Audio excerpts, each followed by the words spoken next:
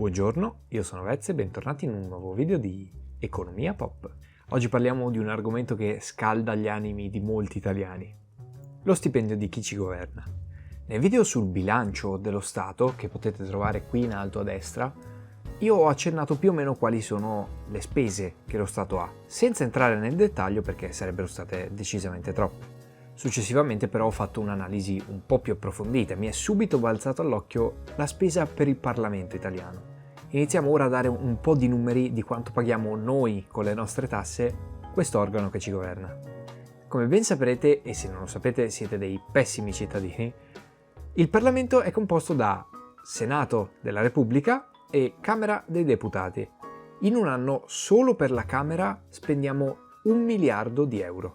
Per il Senato invece $500.000. Quindi durante tutto l'anno vengono spesi 1,5 miliardi di euro di soldi nostri per pagare il Parlamento. A partire da questo dato però vediamo nello specifico quello che interessa alla maggior parte delle persone, cioè quanto paghiamo ogni singolo parlamentare? Lo stipendio mediamente si aggira attorno ai 10.000 euro lordi al mese. Questi 10.000 sono lordi. Lordi significa che dobbiamo togliere da questi soldi le tasse, che sì, i politici pagano, non convincetevi del contrario, e le ritenute previdenziali, che sono quei soldi che vengono tolti dalla busta paga per garantire a ogni parlamentare una pensione, esattamente come nella vostra busta paga vengono tolti dei soldi per la vostra pensione.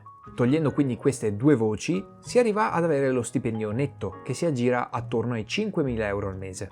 Sicuramente questa somma è molto maggiore rispetto a quella che percepisce chi sta guardando questo video.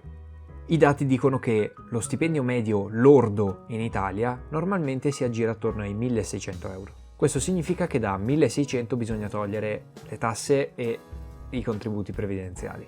Capite perfettamente che il confronto tra lo stipendio netto di un lavoratore italiano medio e lo stipendio netto di un parlamentare italiano medio è impietoso. Se vi parlassi solo degli stipendi dei parlamentari, però, sarei come i telegiornali che strumentalizzano le cose. Andiamo a guardare nel dettaglio le altre spese. Abbiamo detto che ogni parlamentare prende circa 10.000 euro al mese e i parlamentari sono 956 attualmente. Abbiamo detto che lo stipendio medio di un parlamentare è 10.000 euro e i parlamentari sono 950. Quindi in un anno ciascuno di loro percepisce 120.000 euro, circa ovviamente. Se moltiplichiamo questi 120.000 per 950, che è il numero di parlamentari, otteniamo 114 milioni di euro circa. Una cifra sicuramente esorbitante, però abbiamo detto che per il Parlamento spendiamo 1,5 miliardi. Questi sono 114 milioni. Dove finiscono gli altri soldi? Quello che quasi nessuno sa è che in Parlamento non ci sono solo parlamentari. All'interno lavorano consiglieri, ragionieri, barbieri, un sacco di diverse mansioni che non sono il parlamentare. Si stima che solo nella Camera dei Deputati lavorino 1.500 persone non parlamentari, che già di per sé è un dato pazzesco. Però adesso sentite quali sono i loro stipendi. Un semplice barbiere oppure un centralinista alla Camera dei Deputati può arrivare a guadagnare quasi 100.000 euro l'anno. Si parla sempre di stipendi lordi. Questa cifra non è molto distante da quella di un parlamentare e succede a volte che i collaboratori, che non sono parlamentari, prendano stipendi più alti dei parlamentari. Noi tendiamo ad arrabbiarci molto spesso per gli stipendi dei parlamentari, però ci sono 1.500 non politici nella sola Camera dei Deputati che prendono stipendi a volte anche superiori ai politici. Non ve lo dimenticate. Tutte queste figure non politiche, il personale dipendente del Parlamento, prende più di 350 milioni di euro. A noi italiani costa il triplo rispetto ai parlamentari. Ragionateci.